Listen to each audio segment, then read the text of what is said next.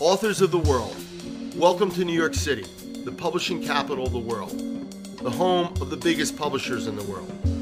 Look at Random House, a division of Bertelsmann, which is an enormous publishing conglomerate. There are so many imprints like Doubleday, Bantam, Del Rey, and many, many more. And then there's a company called Simon & Schuster, which is owned by Viacom. And then there's Time and Life, which is now actually Warner Books, which is owned by Hachette, and they're a wonderful publisher. And then we have Rupert Murdoch's imprint, HarperCollins. HarperCollins is a merger that happened between HarperCollins and Morrow Avon a number of years ago, and Rupert Murdoch has built another global publishing empire. And then there are buildings like Pearson's, the second largest publishing company in the world.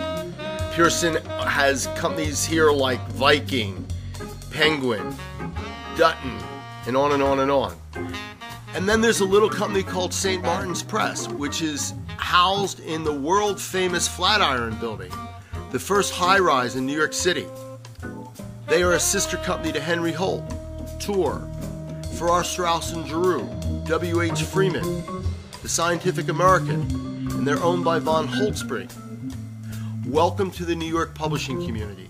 Welcome to the publishing capital of the world. Welcome to my...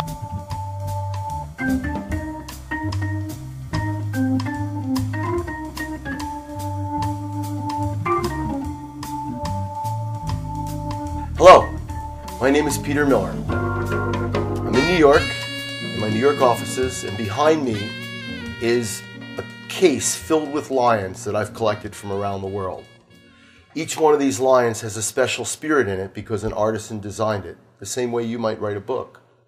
I'm known as the literary lion. And this film is about helping you, any author around the world, learn about the publishing, motion picture, and television industries from my point of view. It's designed to inspire your passion to write and be successful. I want to share with you a story that I learned recently in an educational program that I attended that I refer to as the King Arthur Merlin story. It's a very special story, and I hope it inspires you. King Arthur was lost in the woods. He was tired. He was lonely. He was wandering around aimlessly, and he runs into someone sitting below a tree, a big tree stump, and a very unique looking man with a long beard and a funny hat and a cape. And the person says to him, "Are you okay?" And King Arthur says, "No, I'm not okay. I'm all alone. I don't have my army.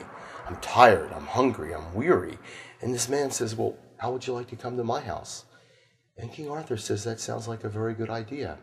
So they walk through the woods a little bit, and they come to this home, and King Arthur is looking around. He's amazed. He's looking at the home, and outside the home he sees a trees with vines that are very unique, and exotic birds fluttering around the trees, and strange animals wandering around. He sees flowers and unique things, objects in the backyard and alongside the house. And he looks at the house, and it has a very unique architecture with interesting shutters and flickering lights inside. And he walks inside with this man, and he's amazed even more. And he sees many, many objects of art. He sees candle lights flickering, bouncing off of silver objects. He sees birds in exotic cages. He smells incense burning. He hears chimes ringing. Doesn't quite know where the wind is coming from. He sees all kinds of unique furniture and tapestries. And he looks at a table, and he sees that the table is immaculately set for two people. He sees silverware and dishes and napkins, and on the table are dishes that with foods, and from the food is an aroma coming that's speaking to his brain this is so special. And he looks at the man, and he says, "You know, I don't want to impose on you. You're obviously expecting company." And the man says, "I was expecting you." King Arthur says, "You were expecting me? How could you be expecting me? I'm a perfect stranger. I was just wandering through the woods, and I saw you underneath a tree, and you invited me to your house." And the man says, "I'm Merlin. I'm special. I can see into the future." Now, why did I tell you that story?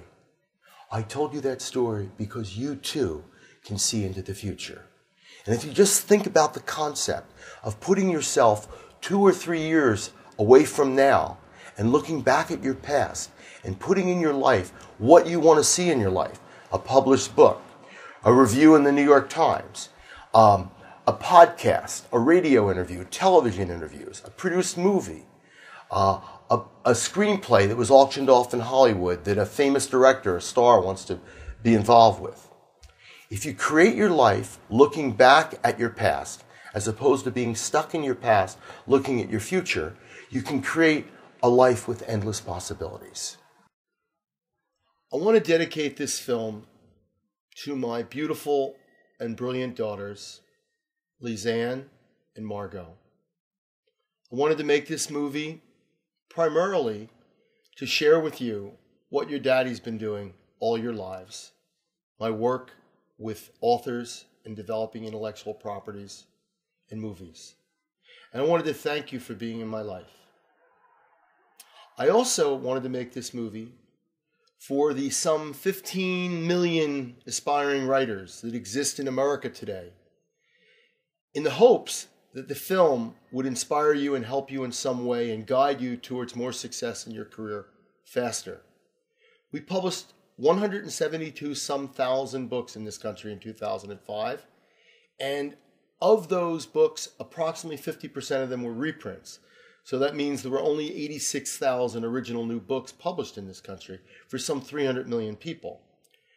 And of those 86,000 books that were written, some of those were written by the same author.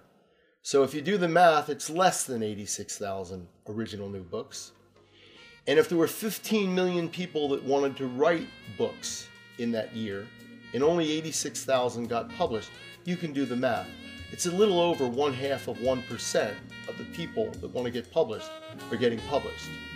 So if this film is helpful in any way, it'll inspire you to write publishable, wonderful, great fiction or nonfiction, and hopefully books that may have global marketing potential or motion picture and television potential. Thank you.